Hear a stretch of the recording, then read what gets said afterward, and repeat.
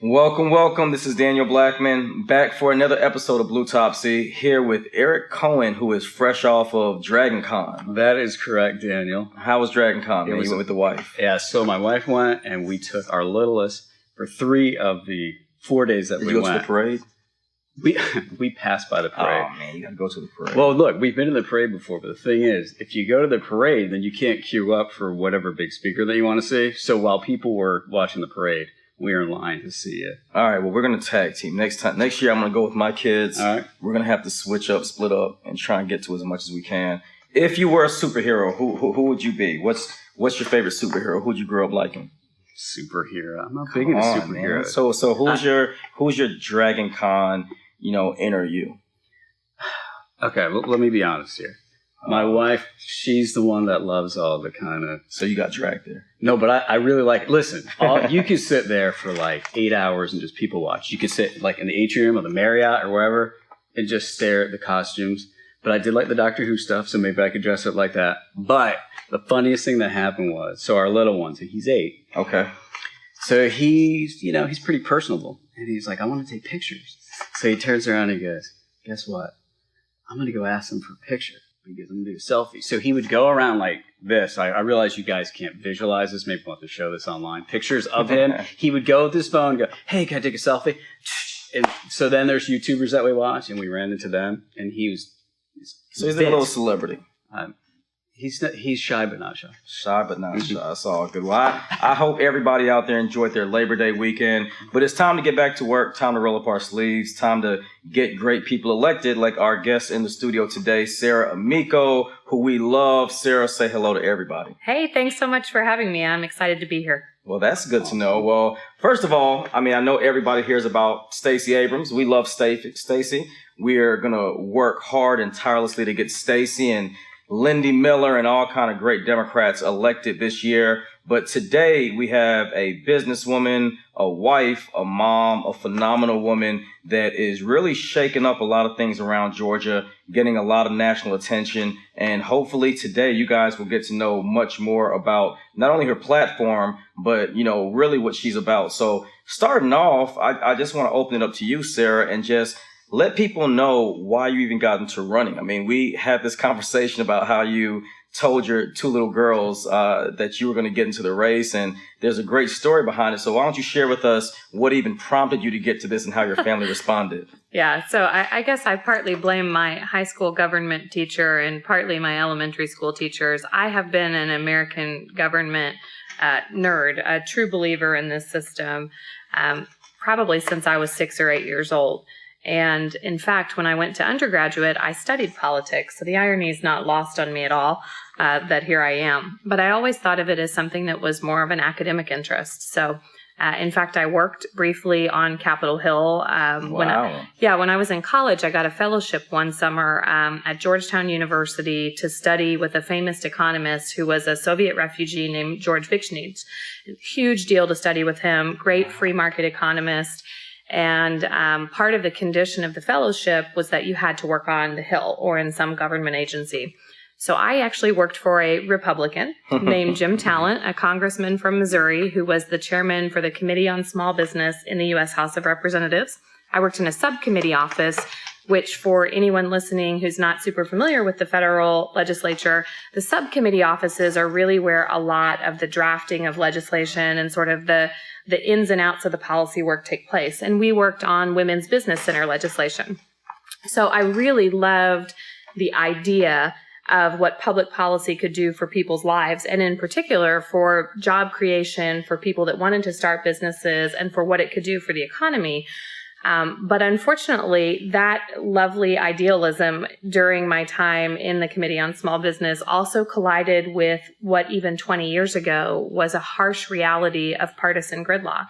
And so my observation at the time, funny enough, and again, this was probably 1998, literally 20 years ago, but what I saw was that the people who were the hardest working, the smartest, the most reasonable, the most willing to work with the other side were sort of the perennial losers in Congress. And it was stunning for somebody who grew up, I would definitely put myself on the side of optimism and idealism. I told Daniel before, but I suffer from true believerism. I really believe in this remarkable country, the system of government we have, but I've also studied it enough to understand that the design of our government isn't sufficient. It's necessary, but not sufficient. What animates the American Republic is the participation of the individual citizens. Well, you said true believerism, right? So I want to kind of, it's no secret that you're very much guided by your faith. And, we're intrigued by it. And throughout this conversation, we're going to touch on it probably more than once, Eric. Oh, so yes, we are. We're going to dig deep and go into that. But, I want to hear your perspective on how your Christianity and how your faith has shaped you as a person, because obviously we're in the South, and in the South, for many of the constituencies and the voting populations here, whether they be conservative or Democratic or independent, religion and faith guides a lot of people's principles and their decisions.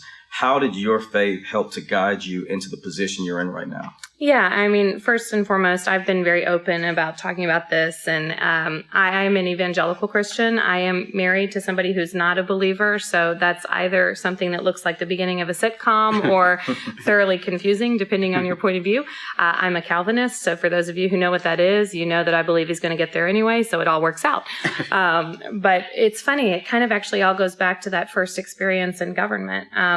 When I left the Hill after that internship, I thought, oh my gosh, what am I going to do? Like, I don't want to come back and make my living doing this because these people are crazy and really inefficient. And I happened to have the opportunity to move to France and study abroad. And then I got an internship for a Fortune 500 company in the UK that summer. And the experience I had there with job creation it was a total meritocracy. In the business world, the harder you worked, the luckier you got. The more reasonable and pleasant you were to work with in a team, the more collaborative you were, the further you could go and the more impact you could have.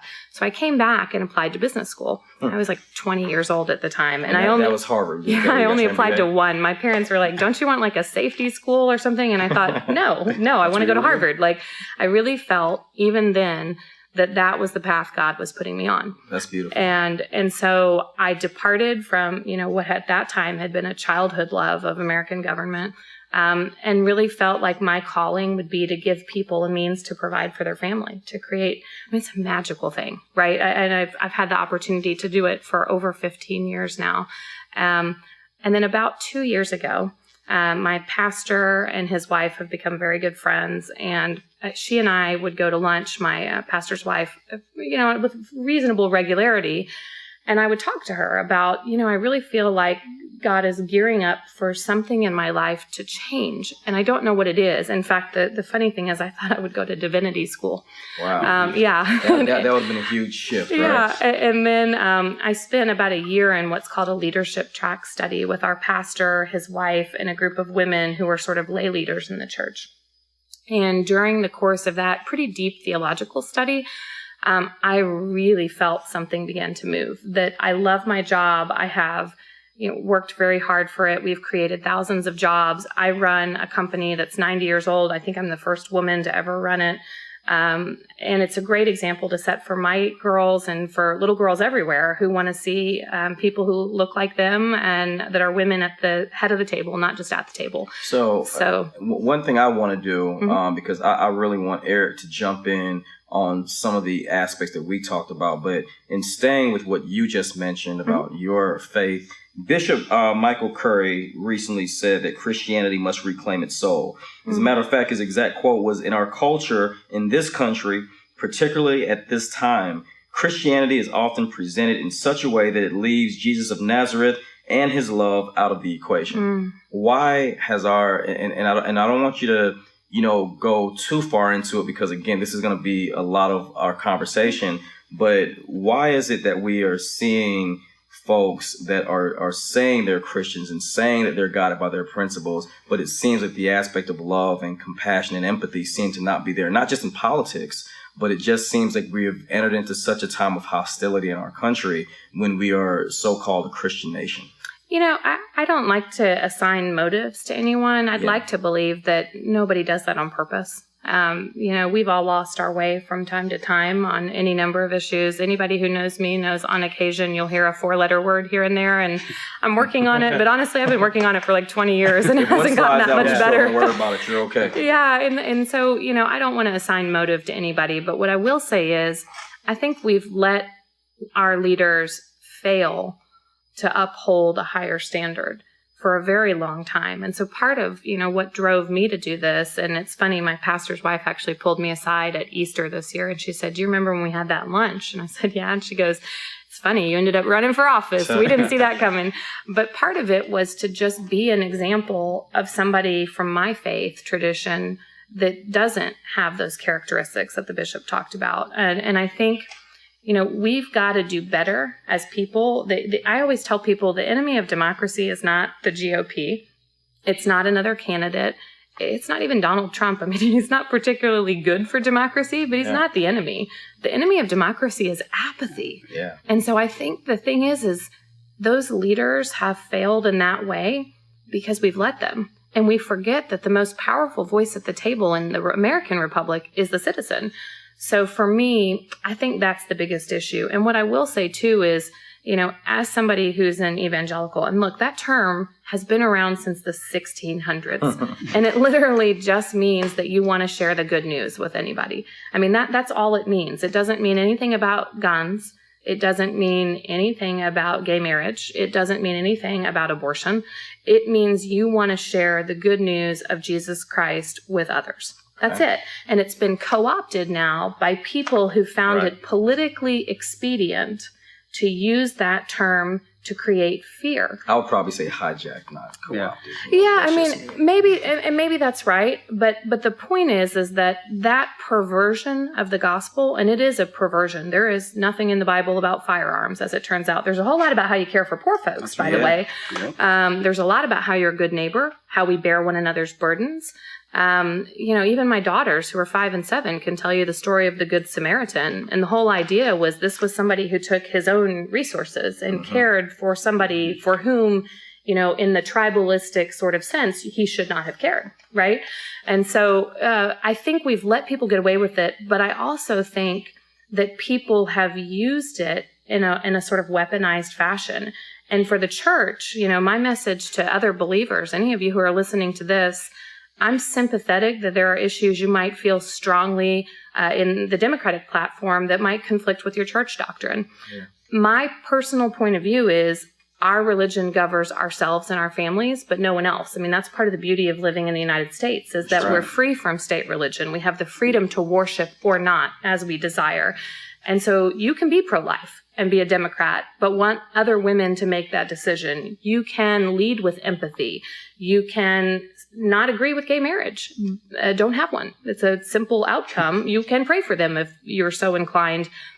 But we don't make civil laws based on anyone's religion in this country. That's right. So that segues into something that Daniel and I have talked about a lot. So, like a lot of Democrats and progressives here, like evangelical Christian, and like, as we've talked about, it's like, I have a Jewish background. I'm a non-believer. I'm an atheist.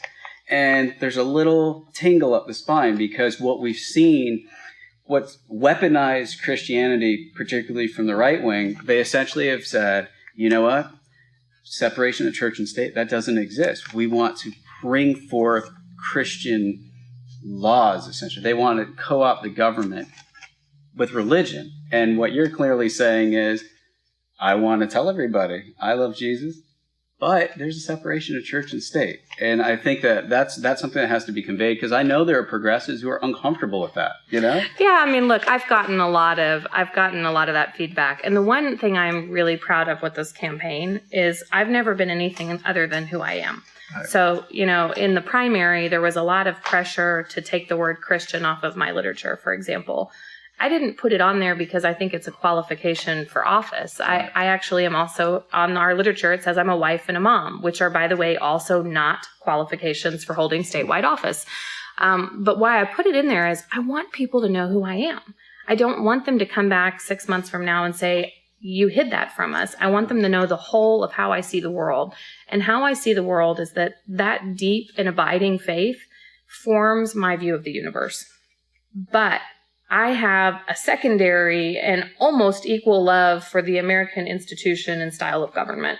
And that says that my religion is for me, but it's not my ability or desire to ever put that on anyone else. In fact, as I said before, I'm married to a non-believer. And so, I can get along with anybody, but I do understand why that makes people upset. And what I would say to them is this: it makes you nervous. If it puts that tingle in your spine, if it makes you upset to hear the word evangelical with a Democratic candidate, that's not because of Jesus. It has nothing to do with the teachings of the New Testament or the Bible or Christ. It is only about a small but very vocal group of people who have used it to do the antithesis of what the gospel tells us to do. Jesus said his new commandment to us was to love one another as he has loved us. And think about what that means. The guy died a horrible death on a cross for people he would never meet, never know, and many of whom would never appreciate it, right? That's sacrificial love is what he's saying. And so I think it's unfortunate. But look, if I do nothing else in this race except show people there is a different representation of my faith, I'm going to hold my head high. And you told the story, I started to tell a story earlier about my daughters, but I didn't know how to explain to a 4 and a 6-year-old when we started this, what I'm doing. That made me laugh. And Sophia says, our older one says, what is lieutenant governor? And I explained it. And now she's very adept, by the way. Yeah. She understands the state legislature and everything. But what I told her at the time is I'm going to tell a lot of people about Jesus because I knew she would at least understand that. And she would understand it in sort of the Matthew chapter 25 sense, right? That we care for the widow, the orphan, the prisoner, the indigent, the injured, and that we care for them in a way that's sacrificial love that puts others above ourselves. And she understood that. So one thing, you mentioned your husband, and I don't know how many of our listeners know his story, and I think it's very important. I was very fortunate as a kid to have a father that served in the United States Army. My dad was a United States Army Ranger. I lived in Vicenza, Italy. Had a chance to walk up the Leaning Tower of Pisa. Had a chance to go to Florence and Venice and all over the place. And your husband's from Italy, if I'm not mistaken, and he's an immigrant. He is. And it's funny, he's also military. I don't know if you knew that, but for 1,000 years, so we can trace my husband's family back to Amico d'Amico in the year 1000. Wow. Who led a group of mercenaries, if I remember correctly, to retake Sicily from the Moors at the request of the French government. And what's funny is apparently the French governor on the island then proceeded to back out of the deal. So Amico d'Amico then marched his band of mercenaries and took over the French governor's land for himself. Wow. And they have literally been admirals and generals in Italy for centuries. And in fact, they used to be the advisors to the kings of Italy. Wow. Andrea is the last Amico male in the family line. He has 2 daughters, and he's now an American citizen and has English-speaking children. So, and was the only one not to be in the military. But yeah, we have so it's funny. One of his relatives, his great-grandfather, I think, was the Italian commander over Croatia during World War II. And when Italy made its pact with Nazi Germany, he was commanded to round up ethnic minorities and Jews in Croatia, and he refused. And instead had his troops form a perimeter around the coast so that the minorities and Jews could escape to the sea, for which he was, of course, summarily executed in public by his compatriots. And if you go, I think now at the Holocaust Museum in Israel, there's a garden for trees for the righteous Gentiles. And I think one of them is actually dedicated to Andrea's great-grandfather. Wow. So he's a rich history there, but he came here for school. And did you guys embed his history and culture and how you guys raise your daughters? Yeah, I mean, our girls are definitely predominantly English speakers. They have, it's kind of funny, limited vocabulary, but perfect accents in Italian. So it's kind of a hoot. But we mix languages, foods, cultures, and that's part of the beauty of the American experience, right? I don't think that makes me less American. I think that sort of makes our family's experience quintessentially American and connected to centuries of other people. Right. Andrea came here for school. And when he looked around as a kid who had grown up watching NASA and Reagan and the space program and just being in awe, he saw that the American dream was a real thing and he was stunned. So he stayed. And it wasn't until years and years later that we met. Wow. Yeah. So I want to veer off for a moment because you're running for lieutenant governor. I am. All right. Most people, they don't realize what does Lieutenant Governor actually do? Yeah, this is like politics 101 right now. Oh my gosh, this makes my inner nerd really happy. So first of all, the Lieutenant Governor obviously is, I call it the sexiest office. You didn't know what you were voting for. I love it. But it is actually the tactician's dream role in Georgia politics. So, if God forbid you ever need it, there is obviously succession, or if the governor is incapacitated for any reason, you do have the acting governor status. So first and foremost, there's that. And we're always hoping that that's never needed. But sometimes, a Governor Stacey Abrams, for example, might get plucked right up to be in somebody's administration, and in that case, you would use it. Or if, God forbid, we have Governor Brian Kemp, look, in the Me Too era, I'm not sure all those guys will make it 4 years. So and on top of that, I love the swipe, because on top of that, I think people need to know that even if Stacey is elected governor, let's just be honest, right? At the end of the day, we want someone that not only has her back, but that can be there in the event that if something were to happen. That's right. Day one. And then, so the day-to-day role, though, the meat of this and what makes my inner public policy nerd happy is that you're the presiding officer of the state Senate. So in Georgia, we have a 40-day state legislature session. That's right. 2 houses.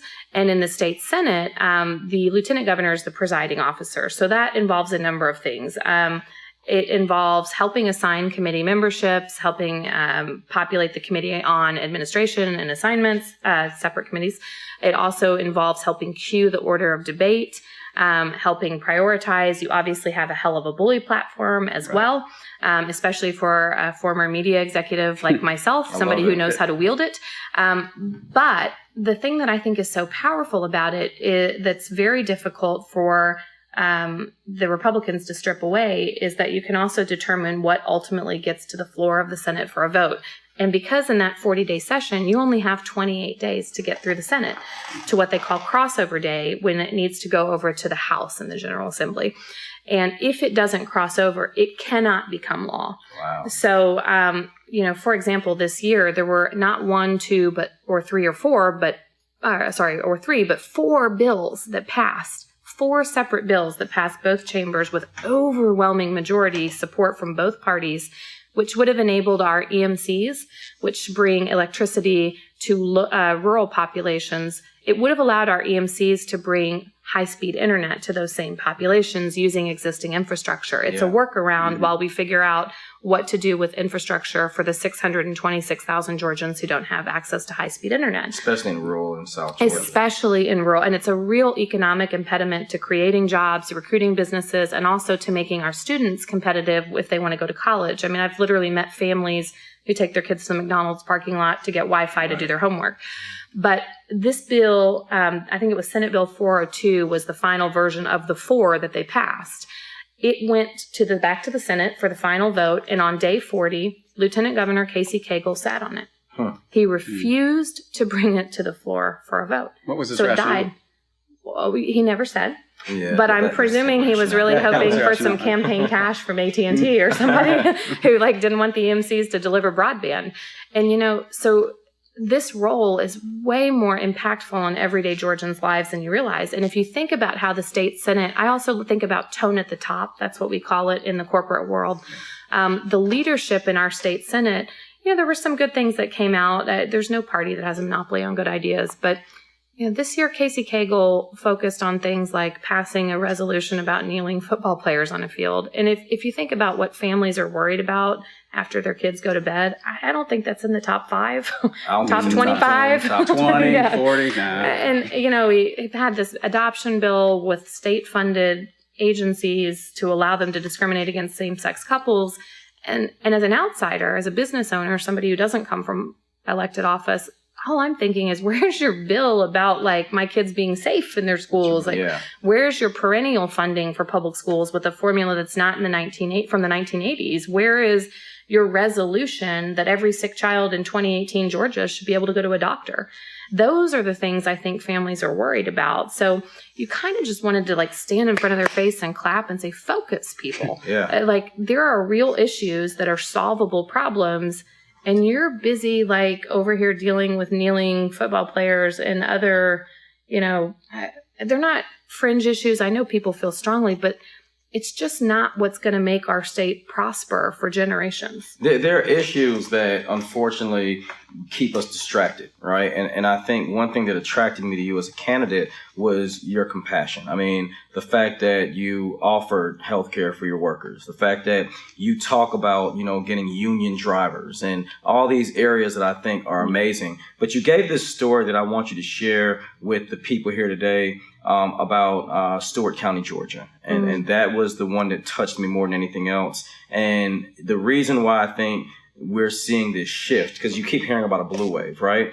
I think it's more of an awakening of people that are consciously saying we want substance, we want purpose, we want people that are going to think about a senior citizen on a fixed income. We want people that are going to go out and unapologetically take a stance, and regardless of the repercussion, they're going to say what's right and they're going to say what's wrong. And regardless of the consequences of it, because we see a lot of people that are elected, and what they're doing, Sarah, is they're making decisions based on getting reelected. So what we do, our fault, not holding them accountable, is we work our butts off to get great candidates in office. And then whether it's the campaigns, the state party, the individuals, we go from election cycle to election cycle. I think the challenge is we miss that time in between an election and then getting reelected. But I want to go back and not veer too far off. Stewart County, Georgia. Talk to us about the story that you share on the campaign trail. Yeah, it's funny. You talked about issues that keep us distracted. I'd say not just distracted, but divided. I agree. And this healthcare issue should be the one thing where all Georgians, look, I'm not, as you know, a lifelong Democrat. I was a pretty committed Republican, actually, and was an independent for a number of years. And then coming back to the Democratic Party sort of felt like coming home. But the issue, and I would argue, by the way, my stances on things haven't changed since I was 16 or 18 years old. I think the parties have changed quite a lot. Yeah. The two things that really drove that transition for me are I genuinely feel right now, and we can talk about this more in a minute, that the Democratic Party represents the party of business and economic growth and development, but with a conscience. That's right. Making a decision, for example, to pay for all of my employees' health insurance premiums for them and their family, and give them good insurance. That's right. That wasn't the optimally profitable thing to do, but it was the best long-term investment in building the kind of company I want to be a part of. And so, but it comes back to these issues. The second one, not just the party of business, but healthcare.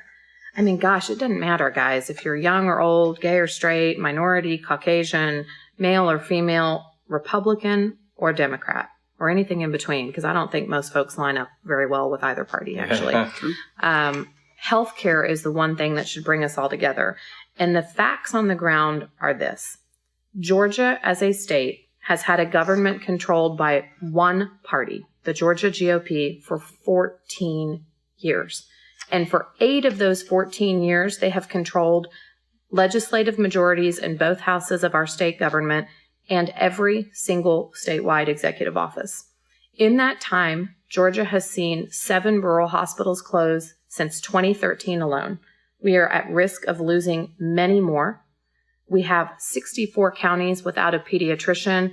We have 79 counties without an OBGYN. We have one of the highest maternal mortality rates in the developed world, not just in the country. And as of... That's shameful. Yeah. And look, as of this morning, I read in the AJC again today, we have 9 counties with no doctor at all.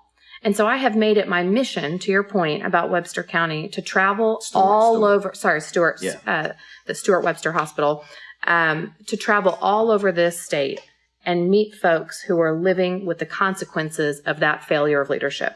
And I have done it in Rabun, I have done it in Habersham, I have done it all over South Georgia, and I wanted to go specifically to Stewart Webster Hospital. Yeah. It's a 25-bed hospital. There were actually 2 hospitals relatively nearby that both closed around the same time. It closed in 2013.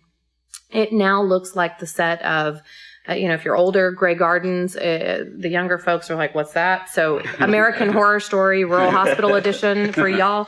It's overgrown. It's crumbling. It's sad. It stands there as a stark reminder of how much the Georgia Republicans have failed us on rural health care. But what it means for the people who live there now is they have to go 60 miles to the nearest hospital. So we did a Facebook Live video from there. It's very emotional for me. Healthcare is just the issue that really probably tipped me into running for office. But we left after our video, and there was a car upside down in the ditch. I mean, I swear to y'all, it was maybe 5 minutes down the road. And we've got our girls in the car, my husband and I, because we took them on a tour through Southwest Georgia with the campaign for 4 days. And my husband turns to me and he says, whoever's upside down in that ditch, and they're surrounded by the ambulance, the fire trucks, the police, whoever's upside down in that ditch has to go 60 miles to the nearest hospital instead of 5 minutes down the road. Democrat or Republican. Doesn't make one bit of difference. Not one bit of difference. And my heart, hurts for these people, but my throat closed a little bit thinking, what if whatever caused them to go off the road would have been us, just 15, 20 minutes earlier with my daughters here. Yeah. And the next morning, we went to church down, and we went to lunch in Shellman. And I'm sitting at lunch with a woman and with Joyce Barlow, who's running for the state house down there, fabulous candidate, RN, and one of her friends, who I think might have also been a nurse. And she's very quietly listening, this friend of Joyce's. And I'm telling the story about the ambulance, and she waits until I'm finished, and she said, well, we also lost our ambulance services where I live. And so you have wealthy people who now are buying this special life flight insurance. Right. If you get in a car accident, they'll life flight you, but regular folks can't afford it, right? Mm-hmm. Her mom, when she had a medical issue, I don't know if it was a stroke or what it was, they had to call around to figure out how to get her an ambulance. And as I'm hearing her tell the story, and her eyes are tearing up, and I'm thinking, oh my gosh, I hope I don't have mascara on because I'm about to make a mess of it. She says, my mom didn't make it. She was pronounced deceased as the ambulance was finally pulling into Columbus. And so guys, it's not about being Republican or Democrat. It's about having leaders that want to do the damn job.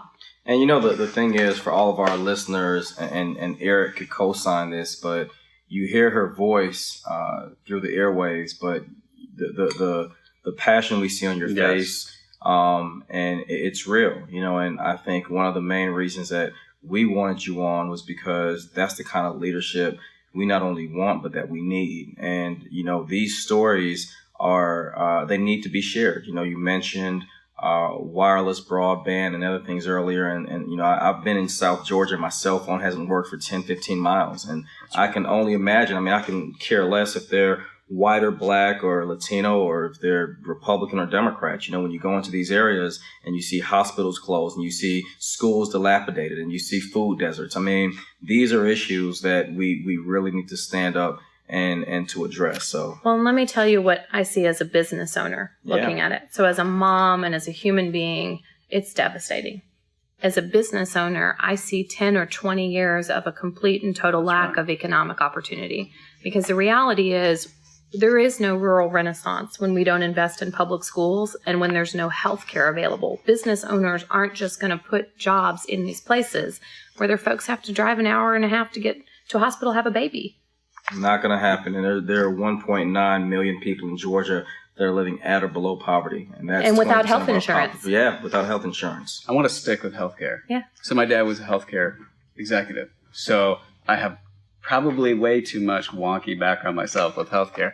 So one of the things that I've noticed is that, let's say you're a couple and you're working 2 jobs, because it's hard just to have one person in the household working nowadays. So you have deductibles. So essentially they're like, hey, your company, what you do, which is great, is like, guess what? The whole family can be on the plan. Most companies, though, it's not the case anymore. If that person has insurance available to them, they have to get that plan at their employer. And then it creates a 2-tier system, because not only are you paying separate premiums, most people don't realize that that's 2 separate deductibles that people have to meet. So that instead of having like an all-encompassing family deductible, if let's say mom's working at one place, she has her own plan. She has to reach that deductible. Let's say dad's at the other place, and whomever has the kids on the plan, there's so much additional cost now, including the fact that the deductibles are sky high. The out-of-pocket costs are astronomical. What are, politicians don't want to give real answers. What are solutions? How are we supposed to deal with this? Yeah. So first of all, thank you, because I'm not a politician, so I can give you all kinds of answers. I've been called many things in this race, but hopefully politician's not one of them. Not yet anyway. For me, I think it's not only fixable. There are a number of ways we can attack this problem.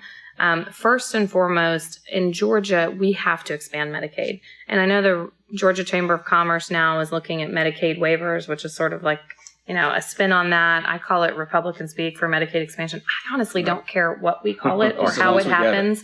There are 500,000 Georgians, 500,000, who can have access to health insurance if we expand Medicaid, in addition to the 56,000 jobs it creates and the $3 billion a year of our own tax money we've already paid. That's right. That can come right back here to Georgia to make sure I never meet another woman like that who gives me that story. Make sure I never meet another Faye, who I met down in Glenn County on St. Simon's, who spent 18 months arguing with her insurance company instead of getting treatment for her cancer.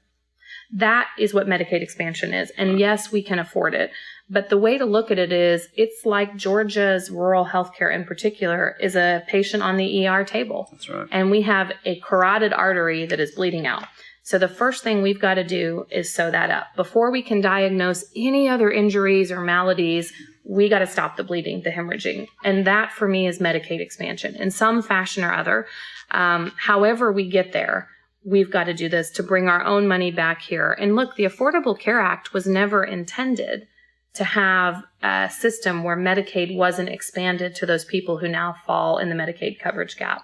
That was something that the Supreme Court did that altered the law that the federal legislature then never went back in and retooled, because they're not very capable of doing much of anything these days, it seems like, apart from an occasional large tax cut for wealthy folks. So we've got to expand Medicaid, but then I do think we need to look at expanding the use of nurse practitioners. We need to look at the use of telemedicine. By the way, telemedicine is real hard if you don't have broadband. Yeah, that's right. So our health insurance plan. So this is very important, because Teledoc. We have one. This morning he goes to school. He's getting ready to go. He's like, my ear still hurts, and I'm like, I don't think I can get you into the doctor, today based on the scheduling. But I'm like, when you come home, we're going to log in and you're going to get the Teledoc. And I don't think people realize that helps bend the cost curve, because you're getting an actual doctor, and it's kind of like... And you're not going to an ER at midnight tonight when he's really hurting, because all parents, look, we've all been there, right? Yes. And those dreaded ER trips in the middle of the night. I feel like we lived there a couple of years with our kids. But yeah, you can bend the cost curve, but you've also got to have an insurance commissioner in somebody like Janice Laws, who actually thinks it's their job to advocate for the consumer. Right. And we've got to bring in more competition. We've got to be able to get employers incentivized for more folks to do what I did. And look, guys, again, I'm not some crazy socialist leftist. I am literally a Ronald Reagan Republican who's become a Democrat. Yeah. And a business owner. Harvard MBA. One of my favorite books is Atlas Shrugged by Ayn Rand. On paper, I am every soccer mom, every Republican candidate has ever recruited in any election in the last 20 years, right? I know this stuff can happen, and we can do it without handicapping our economy. And in fact, I would argue if we don't make some of these investments, there are parts of Georgia where there will be stagnant economic growth and a lack of jobs for a generation. So we've got to have folks that actually want to get in there and do the work. And that means working with people sometimes who don't agree with you on every issue. And I think the unique thing, both Eric and I live in Forsyth County, Georgia. And, I would argue that we are in conservative country where we are, right? Yes, we are. Down. You're in my opponent's home county, as we I are. understand. Yeah, that's all right. We are, our former state senator Michael Williams. So obviously there's a whole lot far right going on out here. But what I wanted to bring up was more so along the lines of your background, because here it is, you are openly and excitingly talking about your background as a Republican, which I think is great that you embrace it, because whether folks want to jokingly say you're a recovering Republican or you're a reformed Democrat or whatever the case may be, my father, who passed away in 2008, never got a chance to vote for President Obama. But my father, one of the last conversations we ever had about, I think this was a month or two before Sarah Palin was asked to be the nominee, which I think once my dad knew that, then no brainer. But, my dad admired John McCain. And John McCain, who the country recently lost, regardless of his flaws, we all have flaws, but John McCain, one thing my dad said was that he felt that if you would serve this country you should have, I mean, if you want to be president, you should have served the country. That was just a principle and a philosophy from a generation my father came from. And he was a moderate guy. You know, my father was a guy that, you know, supported a lot of moderate candidates. He was a army guy, so he believed in a lot of things that obviously me, as I grew up, I may have thought a little bit differently. How has what you're saying, because I think uniquely in a state like Georgia, which has been red for almost 2 decades, you have done a phenomenal job in showing people how you can not necessarily, you know, I don't think in any way, shape, or form you're compromising. You know, I think that you have found the common ground we so desperately need, because you understand both worlds. You understand what it means to be a person of faith, and you also understand what it means to allow someone to be themselves and have the same opportunities, the same rights, the same benefits for their children and families. So my question to you is, being from the background and seeing the Republican side, how are you going to be able to lead in the state, whether we are able to turn over the Gold Dome or we are able to elect you and Stacey at the top of the ticket? How can your background, your experience help us to rebuild the kind of Georgia we need? Because we're going to get into the Religious Freedoms Bill and all those other areas that I quite frankly think are doing more harm than good for our state when we bring them up. But how can your background help us to rebuild the kind of Georgia that we all want to see? First of all, thank you. And it's a great question. And what I would say is my background is uniquely and perfectly suited for this. If you think about it, as a business person, I don't get the luxury of being able to refuse to work with people who disagree with me. In fact, I have 2,000 Teamsters and machinists, and every 4 years we have a contract negotiation. So they love me right now, but in a contract year, maybe not. And so my job as executive chairman of a company that is now a large logistics company, but we started with 120 employees. We're approaching 4,000 now, 10 years later. And that's growing the business through the Great Recession, through the bankruptcies of General Motors and Chrysler. And again, as a woman in a male-dominated industry.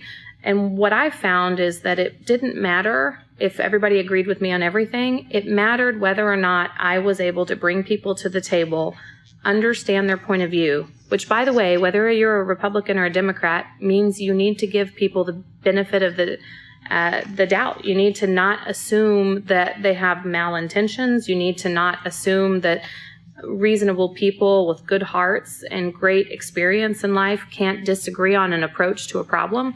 But I've got to get those 2,000 union employees, you know, over 1,500 non-union, Fortune 100 clients, independent directors on our board, institutional investors, and a world-class management team all rowing in the same direction. Yeah. And so if I came in and wrote off half of the population just because of their political views, I'd never get anything done. Right. So what I'm going to do is take that same common sense, common ground.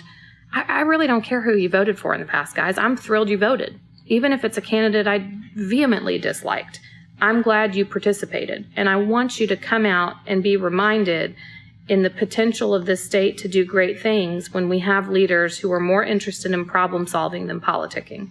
That's the approach that's going to get us common ground. And look, that means for Democrats, we're going to have to be able to listen to people who may not see the world through our eyes.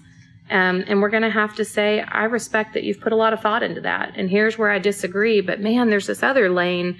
I think we can work together there. That's important. One of the labels that Democrats seem to always have attached to them, oh, you see bumper stickers, I swear. There are bumper stickers out there like, I basically, you know, have a job. I'm not a Democrat. And I'm sitting here going, I've been a business owner for a long time. You're a business owner. There's lots of business owners that are Democrats that pay a lot of money in taxes and contribute a lot to the economy. Can you tell us for a minute, though, a little more about what your company does? Yeah, absolutely.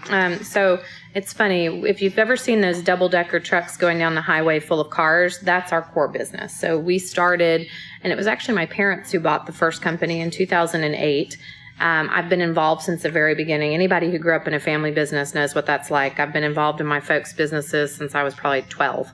And I started going to board meetings when I was 15. So just to put it in perspective. And then in 2009, as a family, we bought a much larger company that did the same thing called Jack Cooper. It was founded in 1928. This is our 90th anniversary. And about a month after we bought it, GM and Chrysler declared bankruptcy. Wow. So this became the kind of brass knuckles, turnaround work that you only usually get to read about. But I actually got to be a part of it. I got to see what it looks like to solve the unsolvable problems, to save the unsavable company, to fix the stuff that dozens and dozens of other people had tried to fix and couldn't. And my perspective is sometimes it's a skill set thing. And I do think I bring a unique skill set in terms of understanding capital markets, understanding turnaround management, understanding how to bring diverse coalitions of folks together from all different points of view to solve a problem. But more often than not, the handicap is actually if they believe. What do they believe in? And when we tell the story a lot, but my parents were like, we're all big movie buffs, my whole family, right? And like huge film nerds. And so required viewing in my house included, of course, Rocky, right? Basically all the Rocky stories. What's your favorite Rocky? Oh, the original. I gotta go with Rocky 4. I mean, Dolph Lundgren and the Russians. Hey, strangely relevant this year, maybe, right? Hey, there you go, right? The Russia connotation. Wait, I have a Rocky thing, okay? For years, so as I was talking to you guys earlier, I guess I should say this. Today's the 17th anniversary for my wife and I. Happy anniversary! All right, so now I'm giving her a shout out. Now, we're going to get you out of here on time so she doesn't look at me and see her crazy. No, she's got a late meeting today. There we go. We can run with that. So anyways, forever I was like, you got to watch Rocky. So good, so good. Got a home theater for years. No. Finally, she goes, all right, let's do it. And then it was like, okay, when are we watching the next one? When are we watching the next one? And now, she's hooked, right? She's hooked. She's like, Creed 2, we're there the first day. So. Yeah, see, here's the funny thing. So my kids, I did it backwards. Yeah. My kids started off with Rocky 4 because they saw me watching it. Yeah. And then they wanted to see Creed. And now they don't care about Rocky 1 through 3. They just want to see Creed 2, right? Because they come from another generation. My kids, whenever I try to show them a movie, they always try to talk about how bad the graphics are, or gosh, Dad, did y'all really wear socks that high and shorts that short? So obviously there's a disconnect there. But you're the good way to transition from even that example is I wanted to ask you about 2 endorsements you've gotten. Mm-hmm. Because I'd like to shift a little bit into race and justice, a little racial politics in the country right now, because this show's focus is to really dissect Democratic politics, right? To look at the inside and out, what we're doing right, what we're doing wrong.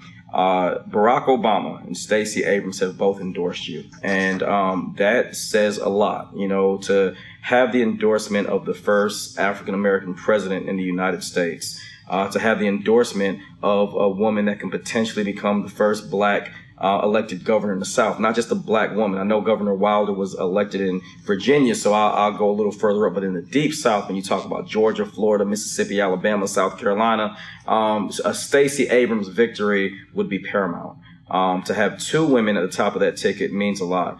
But to have their endorsements as a person of color, as a black man, that says a lot about your character and who you are, not just because of the race that's involved in it, but because here you have these 2 individuals, one male, one female, one former president, another one potentially a governor, and they've said, we put our trust and confidence in Sarah. What does that mean to you? Because I'd like to kind of get into the state of where we are in this country, but to see those kinds of endorsements for the caliber of candidate you are, how did that make you feel when you heard about it? And what does that mean for the party in this state that, in my mind, quite frankly, Georgia has been severely neglected, even though President Obama got 48% at one point in his election here in the state?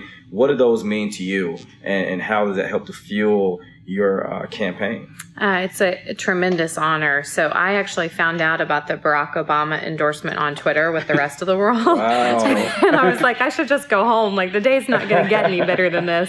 But, it's funny. I was actually very similar to your dad in that I tremendously admired John McCain. Yeah. And anyone who served 6 decades for this country and has such a lofty, sense of purpose and is able to put the ideals of the country above his own partisan affiliation, I think it's a real loss to the country. So for me, Barack Obama is part of the reason I became a Democrat.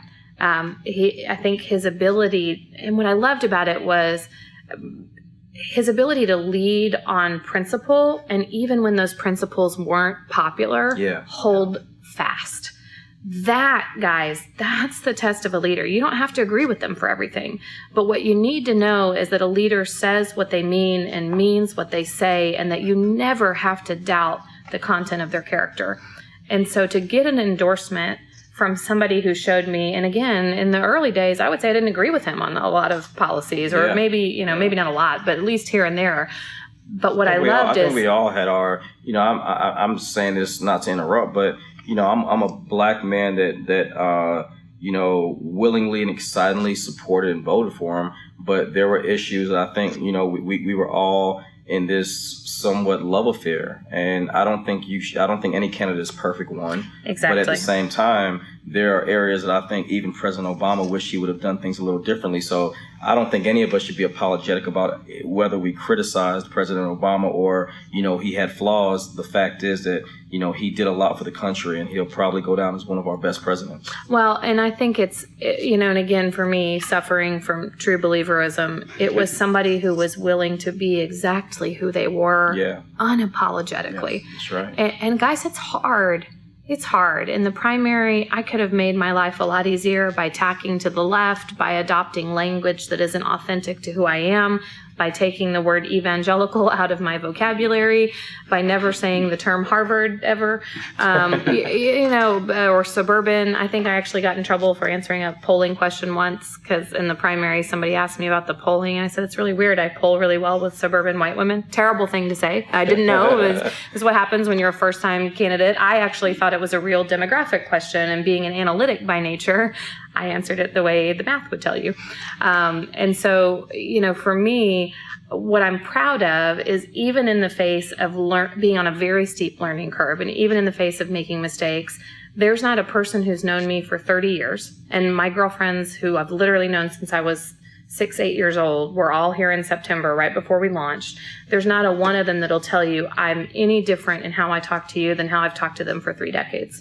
So what I loved about Barack Obama was his ability to be exactly who he is, and then tell people, get to know me and hear my heart, see my ability to consistently live by my values and to prioritize my family. And oh, by the way, I'm going to kick some serious butt on like getting stuff done. Like in the background to all of that, be effective. So yeah, that's a huge honor. It obviously helped raise visibility for the campaign. And Stacey, what I love about her is she's sort of like me in the sense that she's a policy wonk, right? Yeah. Maybe even more so, because she's been doing this for a living for a while. And so I love that she's pragmatic. She's a problem solver. I love that my girls are never going to think it's weird for women to be at the top of the ticket. I love it. I love that they grew up in they were born into a world where Barack Obama was president, and now they may go to elementary school with Stacey Abrams as governor, so they're not going to... I love it. Yeah, we all talk about wanting sort of a, not colorblind, but we want to believe we live in this world where what we look like or who we love or how or if we pray or what our last name is. Yes, that doesn't determine our outcomes. But until we see people like Barack Obama or Stacey Abrams, or in the business world, once upon a time it was a Meg Whitman, right? And she's a Republican. Yeah. But seeing those people at the top of their game, that's the world I want my girls to grow up in. And the reason why I asked, just to be very intentional about it, is because black folks vote 94% Democrat. And the honest to God truth is that to be fiercely loyal to a party that at times hasn't been as loyal back. And I'm just going to be honest, I think all of us who are here today, we're all married, right? And I think we would all agree that the same love and commitment and sacrifice we give to our spouse, we would hope is reciprocated, right? Because I don't think any of us would be where we are if we didn't have the support that our spouses have given us, because I know, at least for me in my house, shout out to my wife, by the way. But, I think it's important. And the reason why I say that is because black families in this country for so long have not only fought for equality and fought for justice. Too often we focus on Dr. King and we focus on Rosa Parks sitting on the bus. But we have this period of time where we felt that after civil rights we had arrived and that we made it and we left our communities and a lot went unchecked. And the reason why I brought up Barack Obama and Stacey Abrams is because Barack Obama being the first black president and having record numbers of African Americans come out and vote, and then Stacey Abrams being a woman that represents a population within our society, not just black women in general, but the fact that Stacey Abrams represents a demographic of women that are smart, highly educated, just phenomenal. And that goes for women across the board. However, black women in this country for so long, it seems like it has been disenfranchised. And when you look at the Me Too movement and you look at this being the year of the women, the year of the woman, what makes me proud is that not only do we have women of your caliber and Stacey's on the ticket, but the fact that I'm hearing so many black women that are saying, I'm supporting Sarah Amico. The question I have for you as it relates to like race and justice is, you spoke a little bit earlier about Ferguson, about, you know, your family interactions there. And I'd like you to touch on that because what we saw with President Obama was obviously this shift where our country felt like, wow, you know, we voted for a black president. But then we saw Trayvon Martin. We saw Mike Brown. We're still seeing Colin Kaepernick. Seeing Charlottesville. We're seeing Charlottesville, right? And Heather Heyer, who was a white woman, who said that, you know, she said that if you're not outraged, you're not paying attention, right? Talk to me a little bit about what you've seen this country endure from Obama through Trump, and how, you know, your candidacy, and I'm not trying to put you in a position to, you know, be the cultural authority. I'm more so just asking, in the time that we're in, how important is it for your candidacy and Stacey's candidacy as it relates to how we're treating one another, not just from a racial standpoint, but from justice and equality as a whole? Yeah, so the first thing I would say is I am a white woman, and as such, I feel like I have to be very careful about how I talk through these issues, because I think it's really important for people who look like me. For those of you who are listening that haven't lived as a person of color, I want you to understand that we are an important part of what the solution needs to be here. We have to recognize where we haven't seen bias when it existed. We have to understand that deep-seated institutional bias, whether that's in governments or police departments potentially, not everywhere, but sometimes, or whether that's in the business community where I am. You know, when I came into my company, was really well run by guys who'd been around forever, but every one of them looked the same. Yeah. And almost all in the same demographics, right? Maybe 45 to 65, white Protestant guy from the Midwest, almost exclusively. And now, and our board was the same. I was the first woman. When I became chairman, I added another woman. She happens to be African American. We did not add her because of what she looked like. We added her because she is freaking phenomenal at her job, and she's made us better. That's good. And our business units now are run by a Mexican American man, an African American man, an immigrant, and one white guy. And so I'm actually pretty proud of how much we've worked to diversify. We've promoted women, but it's also made the company better. Right. I mean, our profits have gone up, our decision processes are more thoughtful. And what it tells me is that representation matters, not just because we want all children to aspire to their highest potential, no matter what they look like or what church or house of worship they go to or who their parents are. We want to have the best outcomes. And the thing is if we're not representative of the people we govern, by definition, we can't have optimal governance outcomes.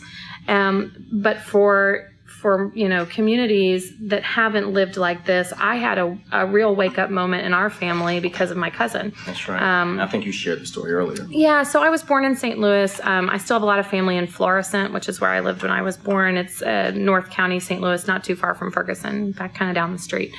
And my cousin, Kara, married a statuesque black man from the Bronx. I mean, and they're like the most fun couple.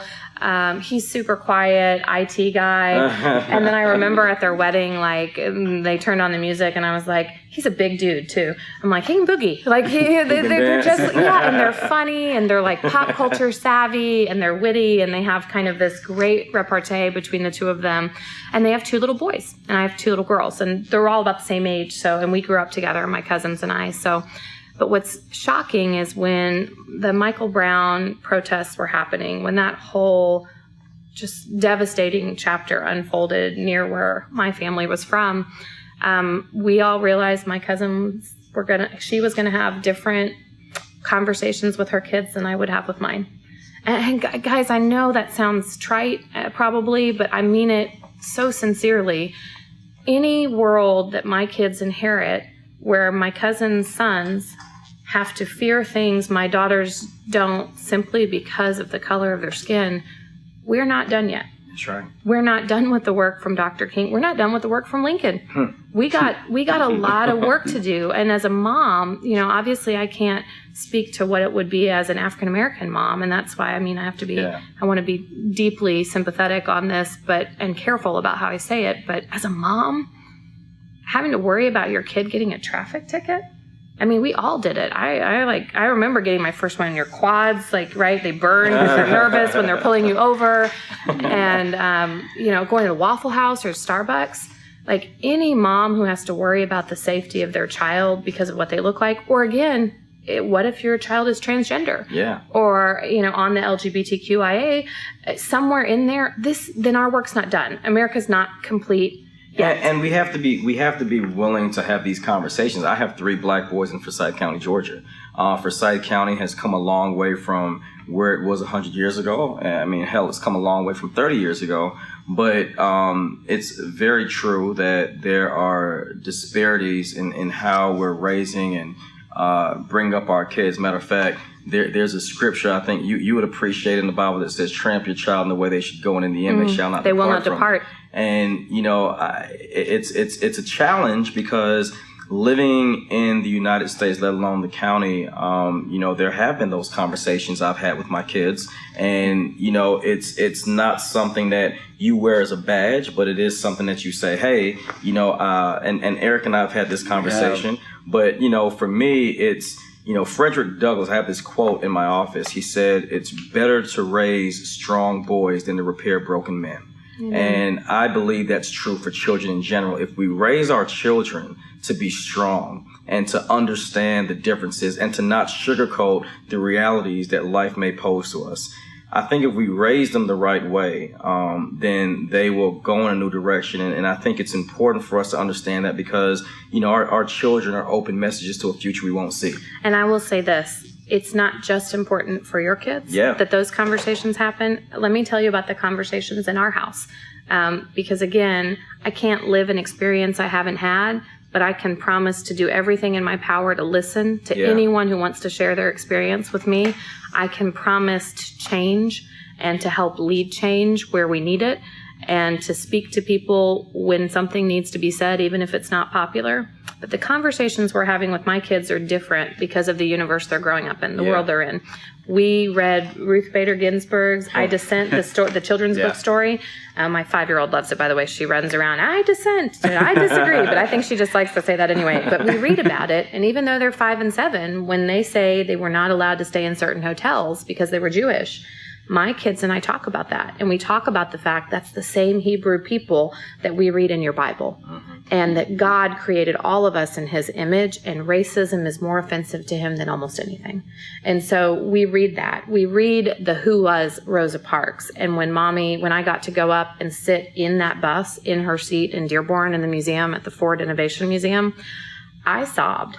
I don't know how you can do anything but that. They've got her voice piped in and telling you the story, and I sat there, but I didn't just have that moment for me or for social media or anything like that. I came home and told my kids, and I showed them the pictures, and I said, do you remember when we read that book and what she did and what this means? So we have that conversation. We read Martin Luther King Jr. My daughter, when she met John Lewis, Congressman John Lewis at the March for Our Lives, Sophia, she knew exactly who he was. And she knew exactly what he stood for. And she understood he was a part of the museum where we were standing in to start the march. And so even though they're not going to have the same experiences your son does, it won't be that we haven't had conversations about why that matters.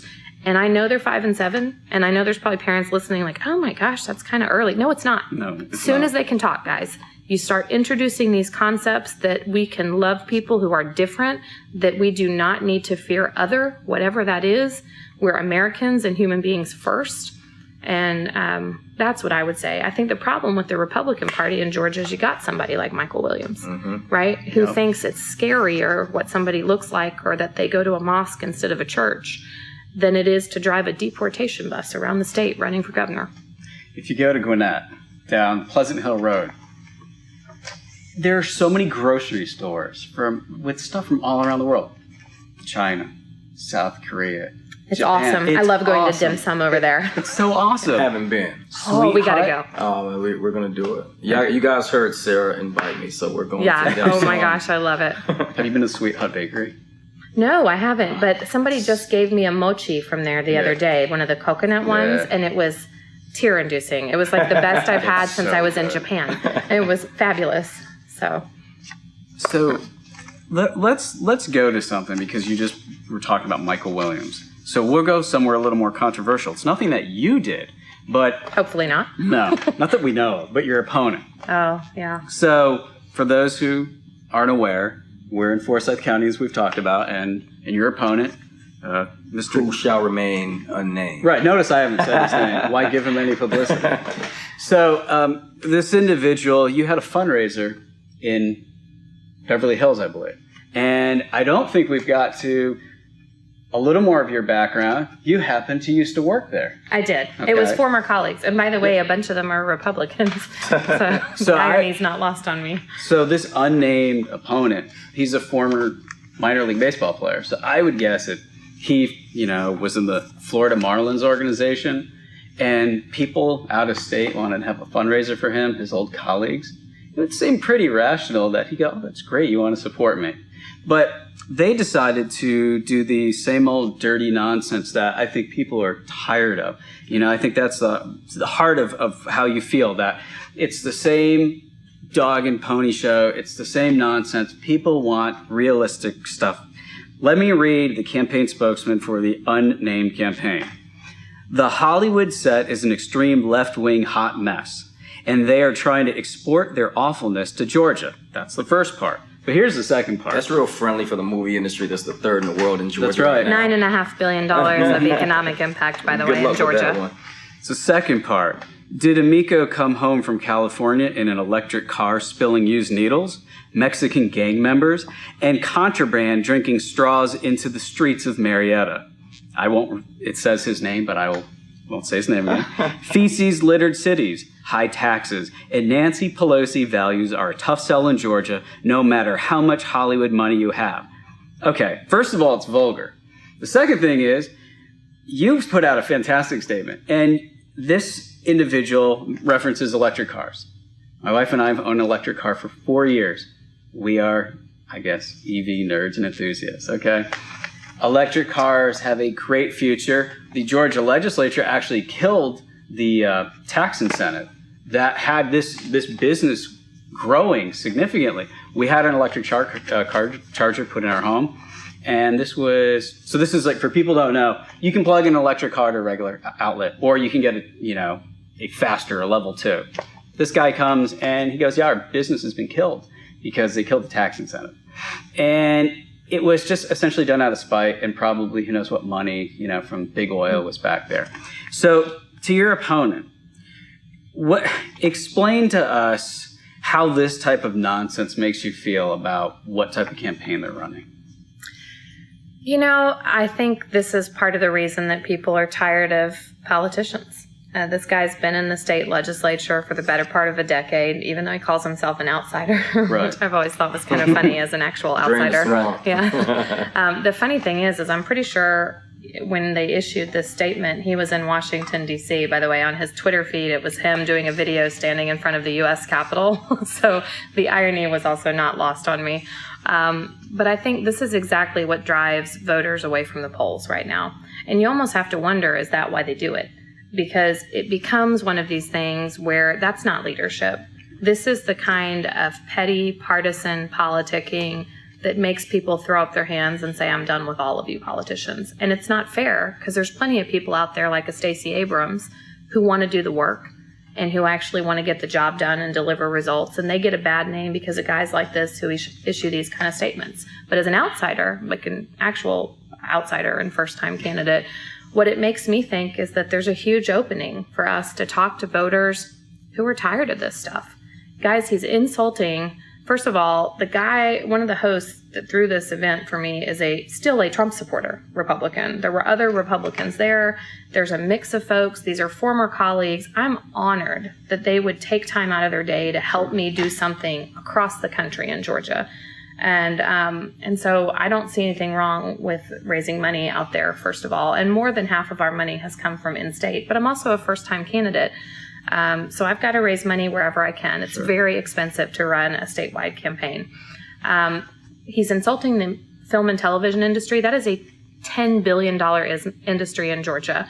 In fact, when Nathan Deal opened his State of the State speech this January, the very first industry he talked about was the film and television industry and what great jobs it creates in the state of Georgia. I think the average salary is in the $80,000 range. And so it is enormously foolish for any candidate from any party to insult that industry. We should be trying to grow it and really dominate the East Coast for film and television production. On the front page of our newspaper here in Forsyth County, it says Folkwood. Is Forsyth County embracing Hollywood? Because what Hollywood and the film industry has done for our community. So you're spot on. They're not going to feel, but the other thing that's underestimated, automotive here in Georgia is a $2.8 billion industry. Didn't know that. It is. And in fact, Kia, which manufactures here in the state of Georgia. In South Georgia, right? That's right. And very precious jobs down there. That's right. They have announced a broad, aggressive investment in electric vehicles. Volvo, which you probably already know, has decided to go completely to hybrid or electric vehicles, I think in the next decade. General Motors CEO Mary Barra has put out a vision for no emissions future. Mr. Hackett, the CEO at Ford, has been talking about propulsion, not just electrification of vehicles, but potentially other non-fossil fuel-based propulsion methods for the vehicles of the future. In fact, this is something that can bring not just jobs to Georgia and economic growth and tax revenue to fund things like our public schools and our healthcare, our infrastructure. Especially to some of these struggling counties that need it. Yeah. But it can bring the kind of jobs that are going to last for 20 years. Right. So this is not only childish and juvenile and oh so typical for a candidate who can't run on the strength of his ideas, so he has to resort to these kind of negative ad hominem attacks. And voters, the great news is you don't have to take it. You can choose a candidate who thinks this is an okay style of leadership, or you can give me 4 years to show you that I will lead for everyone, not just the people who agree with me, not just the people who voted for me. And that kind of rhetoric will not come out of my campaign, or they won't be with the campaign anymore. Well, go ahead, Eric. No, I just wanted to follow up because this segues into green jobs. Absolutely. The green job economy, that is not only is it good for the planet, as a business owner, there's a lot of money to be made there, the net benefit. So we're talking about EVs, cars with the state, weatherization of homes. There's so many different solar installations. Top solar. When I was up in Connecticut and Massachusetts a couple months ago, so you think New England, and it's not sunny a lot there. Solar installations in Massachusetts all over the place on all these houses. And you go, they can have all the houses powered by solar. And then you look here, like in our neighborhood, we have like 225 houses in our neighborhood. There's one house that has solar. Great for them, but you're like, why isn't that everywhere? There's such a benefit economically and, for the planet. Well, but it will be. And so one more thing on the statement before we move on, though. The last thing I'm going to point out, and again, we have an opioid crisis in the state. Like much of the rest of the country, thousands of families here are dealing with addiction and loss. For a staffer, for anyone who wants a leadership position in the state, let alone the number 2 in state government, to make light of that issue with this needles joke is really disturbing, guys. Not to mention that this county alone, Forsyth County, we have a drug awareness council.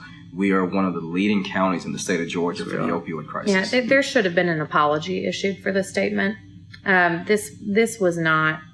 This wasn't kind. It's offensive to me as a believer that a guy who goes around talking about his faith, his Christian faith, lets somebody who works for him put this kind of rhetoric out there. But that's deeply hurtful to those families. There's almost just no excuse for it. That's not a partisan thing, guys. I would say that as a private citizen not running for office, I wouldn't vote for this guy. Yeah. And so at any rate, last thing I'll say on that, but when it comes to green jobs, so we're very fortunate. Our business has 3 business units. We've got that core transportation of vehicles. We now move between 3.6 and 4.1 million vehicles in North America a year. Okay. We have an asset light division that deals in apps and technologies like deep neural networks and artificial intelligence and how that can be used to reduce wear and tear on the roads and emissions by optimizing logistics networks, which is super cool. My inner nerd also gets really happy there.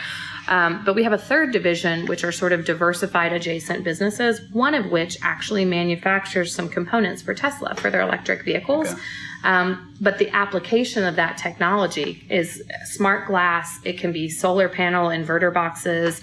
It has this incredible power walls. If you think about smart grids, microgrids, battery storage, the future is super bright on these technologies. They are high margin, profitable businesses. They are great paying jobs. And in addition to that, I would say, again, think about jobs that won't just last for an election cycle. We've got to get our politicians thinking about longer term growth. These are the kind of jobs that can build a 21st century economy. So I see a lot of politicians, what they do now, they're akin to a corporation where they're only looking a quarter to quarter. Instead of having a 5 or 10 year vision, they're like, well, my annual bonus is tied to the performance over the next couple quarters. So I think there's an analogy. But it doesn't have to be that way. So this, and it's funny because you guys don't know this story, so this is not a softball. But in our business, we have 2 primary business strategies. But the first one is the Zoe strategy. Zoe's my niece. She's the oldest in the 3rd generation of kids who are owners. And there are 3 generations of us that own stock in our business. It's a family company. Zoe is 9. When Zoe's in the workforce 20 years from now, we want to know what every decision we make today looks like in the Zoe horizon 20 years from now. And when you do that, you make very different decisions, like paying for everybody's health insurance or standing up for your union. Change the trucking industry. It might. And electrification will do so long before. Yeah. And so we think about those 10 and 20 year time horizons. And the reason government doesn't is exactly what you said. People are worried about their next election. That's right. I'm going to assume if I do my job and do it well and lay the foundations for long-term growth, y'all are going to vote for me again anyway, because I did a good job. Not because I pandered to this interest group or that interest group or this industry or that industry. But I think we can I believe the future economy is green and that it's profitable and that those 2 things are not in conflict. And there's going to be some transition, right? Yeah. But we can have both. We can have a portfolio right now that includes fossil fuels. It can also include solar and wind and hydro and nuclear, right, at Plant Vogel. So I think we do need to look at how do we claim as much of the economy that we believe will be here 10 or 20 years from now for Georgia as possible. And that's got to include some of these green technologies. The other thing is, since you're an electric car guy, I got to say this. You got to go read this Wired article from a few months ago. They also think electric cars might be part of what saves our aging grid. Because if you think about it, you charge up your car overnight, right? And then you drive it to work and then you park in the parking lot. It's essentially a sitting battery, right? Because you've stored up this charge. So there's this great article in Wired about how you could actually help even out the spikes in surges in the grid by plugging the EVs back into the grid while you're sitting in your office and helping them manage as peak capacity moments. So it's fascinating that sometimes these technologies actually solve much older problems. Go ahead. I was going to say I'm going to walk out because I read the article. Oh my God, it was so great, right? It make me hopeful for the future. So in our last 15-minute stretch that we have with you, I do want to get into some of the weeds of the grassroots side and some of the folks on the ground that are, in some of our accounts around the state. But you mentioned Vogel. Vogel is a project which I think on both sides, because Democrats and Republicans both voted in 2009 for a lot of it, but it's billions over budget right now. It's way beyond schedule. what can we do to try and fix and rectify some of that? Because Georgia Power has, due to some pressure, looked at some solar options. They have an integrated resources plan that they've released in 2013. They'll be releasing another one next year, but they have moved the needle, even though I think it's not been at a fast enough pace. What can we do? Really quick, short answer to address the Vogel issue that's costing our state so much. How can we work with the legislature to try and reverse some of the harms that we face as a result of it? So not only Georgia Power, but I actually think the EMCs, who are more than doubling their solar capacity that'll come online by, I think, the year 2021. I actually think our power companies are really starting to make those smart investments in the technologies and energy of the future, but they also understand they need a portfolio to manage rates and price and capacity. So I think they're doing the right thing. They're trying to get there. And big companies, it's like steering a cruise ship, not a speedboat, right? Yeah. So you got to give them a little bit of grace. Analogy. Yeah, you got to give them a little bit of grace as they get there. But what I will say on Vogel is this. It is 7,500 jobs, y'all. And a lot of those are craft jobs, union jobs. These are good jobs that are giving people access to socioeconomic mobility, access to the American dream. And we've sort of gone past the point of no return, in my point of view. So we've got to make it work. We got to make it safe. We got to make it work. And I think 20 years from now, when you're producing capacity there at very cheap rates, it'll be a huge boon to the growth in this state and the energy rates that we pay. Having said that, they had a supplier, essentially, an engineering firm that went bankrupt during the construction of it. So most people don't understand why there were cost overruns. They had a supplier that went bankrupt. As I understand it, they had estimates as opposed to firm budgets and projections. And they had to go back and essentially start over. And as somebody who's bought a business that was in a bankruptcy proceeding and had to go back in and rework their contracts, part of what you have to do sometimes is increase the prices. There's a reason they were in bankruptcy, right? Mm-hmm. They weren't making a profit. And so what they did this time in the most recent announcement about the cost overruns, I thought was actually very admirable. They had large cost overruns, more than, I think, $1.1 billion for Georgia Power's part. And they own about, I think, half of it maybe. So it's probably a $2 billion liability. But for those overruns, they've agreed to write it off. They took responsibility. They did the hard work this time of getting hopefully what are firmer projections financially on the costs. And they had to go out and rebid the partners. And so, it's not optimal. And I'm sympathetic because I do think consumers have absorbed too many of these charges for too long without getting the benefit of it yet. Right. But I give them props for how they've gone in and tried to right the ship. I think they're trying to do the right thing. They took it on the chin on these overruns, and they've come up with a plan to manage it going forward in a way that I think is much more responsible and will be much more accountable to the consumers. Well, we're going to definitely have a show that focuses on energy in Georgia. I think that unfortunately ratepayers have taken more of the worst end of the stick, but keeping to where we are and to the leadership that you're going to provide when you become lieutenant governor. I'm going to go ahead and just say it now because we're going to do our part. But so I'm going to back up a little bit. 2016, and here's how I want us to kind of bring this thing to a close, repairing what has been broken. 2016, we saw a very divisive campaign, which I think was a rebuttal against both Democrats and Republicans. You had almost, 16 candidates running on the Republican side. And you saw a referendum against Republican and conservative politics with the election of Donald Trump. Now, regardless, I spoke to Van Jones about a month or two after the election. He had gone out to West Virginia and Eastern Kentucky and a lot of these areas that in 1950, not 1950, but 50 years ago in 1968, and I brought this up with Jason Carter, Robert Kennedy, about 2 months before he was assassinated, went to Eastern Kentucky, and he went up to the poorest part of Appalachia, and he was there, and it was a Democratic area. It was Democratic country, and we forgot about him. We forgot about the coal miners. We forgot about the folks that, to the green jobs point, Eric, these folks never got a chance to, reposition their skill set for jobs of the future. So as coal, for instance, as we move away from fossil fuels and into renewables, these, communities, whether it's a victim of neglect or they just, quite frankly, weren't given the investments, we saw this transition. In 2016, on the Democratic side, we saw this stance for a seemingly clear shot for Hillary Clinton to become president of the United States. Before you and Stacey were running, there was a lady named Hillary, and she was out there running, but she didn't win.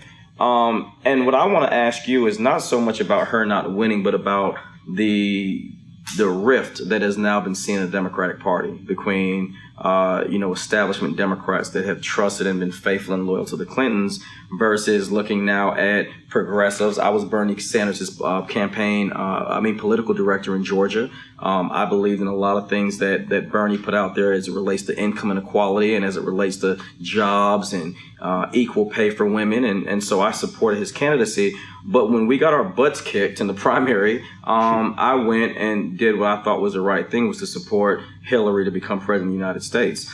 But as a result, we now see, if you look at these elections in Connecticut and in Massachusetts and even in the South with Stacey Abrams, we're starting to see this shift in progressive thought. What are your thoughts from a grassroots standpoint as to this shift that we're seeing? We're seeing young people more engaged. We're seeing more women running. We're seeing activists become candidates the same way how your background is in business. We're seeing folks that have been activists their whole life that are saying, hey, I'm running for city council. We saw it in Athens, Georgia. We're seeing it all over our state. And I want to just kind of hear your perspective of the direction we're going in now.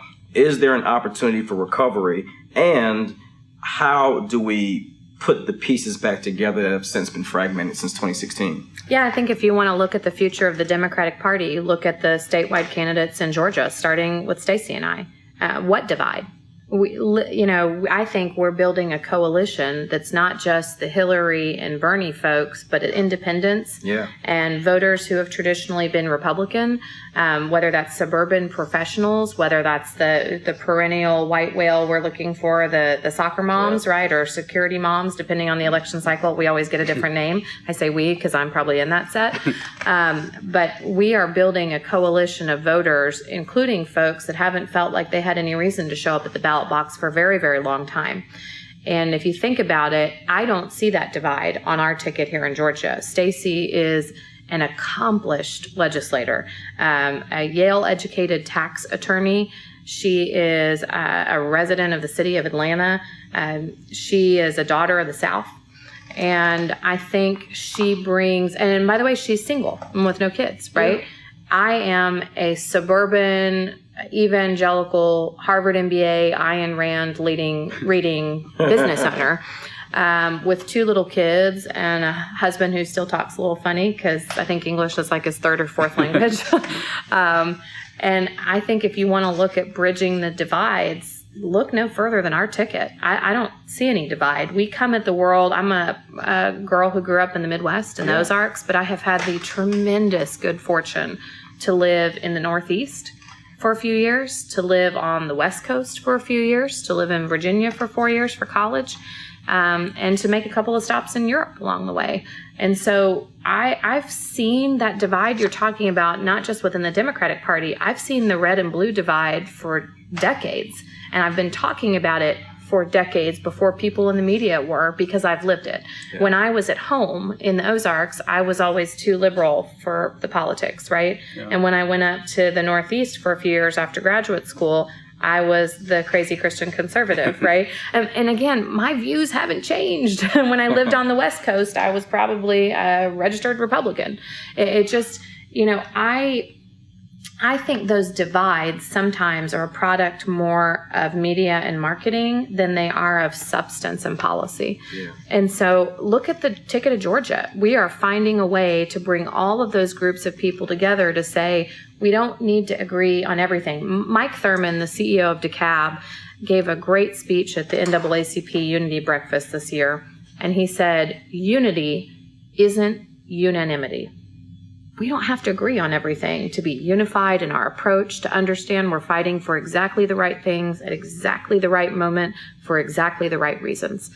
That's where I would look. I don't see a divide. Sometimes we come at problems from different points of view, but guys, that's how the actual real world works. That's right. That's how problems get solved. That's how businesses get built. That's how ambitions are realized and opportunities are created. it's okay to not have unanimity. We just need to know we're united in the shared values that we're aiming for. Great. So, speaking of the Ozarks, that is a fantastic Netflix show that is produced right here in Georgia. So it is, and probably won't be if we pass these RFRA style bills. So, yeah.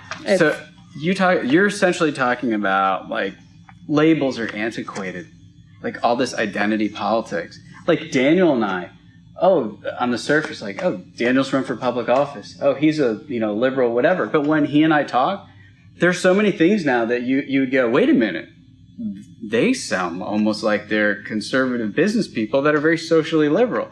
So it's like all these names, these tags just need to go away. Useless. They're useless. They're useless. I'm sorry, but if human nature were so simple to define that we could neatly fit people into 2 or 3 word labels or cleverly designed boxes, we'd have done it by now.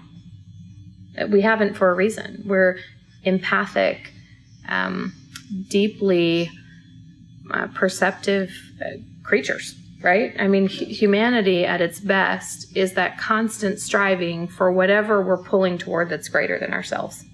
You spoke about the media too, and you kind of think if the media would step back for a minute instead of, hyperventilating about Donald Trump's text, his tweets rather, every. Although they are pretty funny. They are funny, but I guess the disturbing thing is that people who actually go, he's being honest. We actually believe what he's saying. Yes, there are those out there. But the media, they're so focused on that and they don't want to talk about concrete issues. And then we're like in this whole cycle where we have a 24-hour news cycle to just fill in nonsense, and that's how you get back to somebody like your opponent that just says vile garbage. Yeah, but, look, the great thing about this country is we don't have to take it anymore. That's right. You get a vote, guys. Get your butts to the ballot box. I love it. And this is the cool way for us to kind of come to a close. In the time that we're in right now, I think one of the most exciting parts of what Eric and I get to do, which is sit here and interview amazing people and have these conversations, but we get to see the vulnerability. And what I want you to share with us as we get ready to wrap up is, what is it, and I know this is the cheesy question that we mentioned in the beginning, but what is that thing people don't know? Because, and I'll tell you this, right? And here's why I asked you that question. I've heard you speak at least 7 or 8 times in Georgia. I've been blown away every time. And I'm not saying that because you're on the show. I've said it in public and in private. But the thing about it is we sat here getting all set up and we had an array of conversations. And I learned so much about you in a 30 or 45 minute period than all the speeches that you've given combined, right? So what is something about you that you would like people to really hold on to? Because we are fortunate in Forsyth County as being in what I call the gateway to North Georgia. So for folks that are in Raven County, in White County, in Lumpkin County, folks that are at Dahlonega, kids that are at the University of North Georgia, folks that are at the University of Georgia, what is it that they need to know, not just about your leadership, but about you as a person? Gosh, there's so many ways to answer that. I know it's it funny. is. That's why I know. No, it's funny because usually it's somebody wants like a factoid, right? And those are always fun. Like I actually took my grandmother skydiving when she was in her 60s. That's a whole other conversation. Yeah. That's right. And it's funny because when you jump tandem, they give you 2 rules, right? So number 1 is when you go out of the plane, you tuck so that you have the proper exit from the plane. And then number 2 is when you land, you lift your feet up so that the tandem jumper, who's the experienced skydiver, takes the impact of landing, right? And we joke in our family that was one too many rules for my grandma. so she tucked, but unfortunately broke her ankle on the landing. So that's normally, something like that. Or people always get a kick out of hearing that I actually went on tour with a gospel choir with Robert Ray, who was commissioned by the Vatican to write the gospel mass for the church. Wow. Yeah, I was a soloist in the gospel mass in Austria and Italy like 20-something years ago. So people get a kick out of those little factoids. But I think what you're asking is actually significantly more interesting, which is, who are you, Sarah Amico? Yeah. And why should we entrust you with something that is so closely tied to the future world my kids will inherit, and particularly here in Georgia? And what I would say to you is this. I hope from this interview you took away that I am somebody who will listen. I am somebody who can see the world through a wide variety of viewpoints, even the ones that people have that I don't share, those opinions. I hope that you understand I'm a true believer, meaning I not only believe in this system, I not only believe in what I see as the nearly limitless potential of the state of Georgia, I believe in you as the voter. I believe you're not going to fall for politicians who tell us the best way to make a decision is to talk about all the things you don't like about your opponent or to bend and twist the facts to make your argument sound better. I believe you're smarter than most candidates and politicians give any voter credit for. I think you can smell it when you see people who don't have good intentions. I believe in your ability to sit back and set aside any kind of partisan affiliation, any kind of community, or what I think John McCain called in his, final remarks to the country, the tribalism of the present moment. I believe you have the ability to set that aside and vote for the person that you really think will carry your family's interests in their heart every day. On the easy days when we're all celebrating and signing something and getting folks health care or funding our schools, signing those bills for broadband, whatever it is. But more importantly, you're voting for somebody who will carry that 10 times more on the days when nothing seems to work. And when there's no hope, when there's no opportunity, and when everything seems lost, your interests will put my work front and center. It'll drive how I behave. It'll drive how I bring folks together. We talked about the Rocky movie earlier, but the other required viewing in my family was Star Trek, The Wrath of Khan. And there's this scene in there where, they have a test called the Kobayashi Maru. And the cadets take it, young Starfleet captains, and to learn what happens when you have to go down with the ship, when it's the no-win scenario, right? Everybody dies. And the reality is, Kirk, of course, cheats in the movie. And a young cadet, played by Kirstie Alley, which I always think is so funny, later asks him, when they're marooned in some exotic planet, why did you do it? And he said, because I don't believe in the no-win scenario. And that is why my parents made us watch that movie. I don't believe in the no-win scenario. I think we can solve any problem before us if you have the right leaders. And if somebody's been in office for years and years and they haven't gotten there yet, guys, they're not fixable. They're not going to get it. So give me a chance, and I'm going to make you proud. James Garfield, who was a former Republican president, once said that now more than ever, the people are responsible for the character of their Congress. If that body be ignorant, reckless, and corrupt, it is because the people tolerate ignorance, recklessness, and corruption.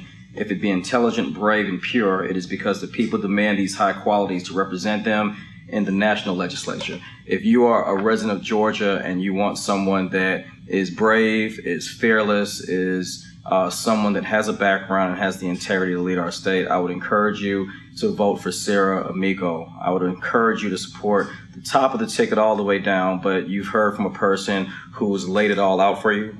She has not held anything back, and we would hope that you support her, you subscribe to Bluetopsy. Eric and I continue to inspire you and get great guests on every week. But for those of you that don't know, Sarah, if you could just leave your information on how people can reach you, how they can go to your website, and we'll continue to support you throughout our platform as well. Thank you so much. Thanks for having me. Again, I'm Sarah Riggs Amico, and with your help, I'll be your next lieutenant governor here in Georgia. You can learn more about our campaign on our website, which is www.sarahforgeorgia.com. That's www.sarah, S-A-R-A-H, for Georgia spelled out.com. You can also follow me on Twitter. That's a great way to kind of keep up with the issues that matter to me. And also you can occasionally see funny pictures of my kids or my grandparents or, just an article. I think I posted an article the other day from The Atlantic about magicians. It was this fabulously written essay with absolutely nothing to do with politics. So I'm at Sarah Riggs Amico on Twitter. I'm Sarah Riggs Amico on Facebook. And look, guys, I'll do you one better. Hit us up on any of those with questions or send me an email. I'll give you my email address. It's Sarah at sarahforgeorgia.com, SARAH at sarahforgeorgia.com. Our press person over there is fainting now because that is my actual email address. But guys, look, I'm asking for your vote. The least I can do is answer your questions. So I may not always give you. Yes, we would love to take your money, but look, it's. I think we've got an opportunity to not just win here, but we've got an opportunity to change millions of lives for the better, and I'd be honored if you want to be a part of it. Keep tuning in to Bluetopsy. We'll see you next week. Bluetopsy is recorded at Sound Lab Studio in Alpharetta, and our board engineer is our guy Daniel, so thanks to Daniel for his great work. We want to remind everybody, you can check out Bluetopsy on Instagram, Facebook, Twitter, @Bluetopsy, and we do have the Bluetopsy website now up and running. Thanks for listening.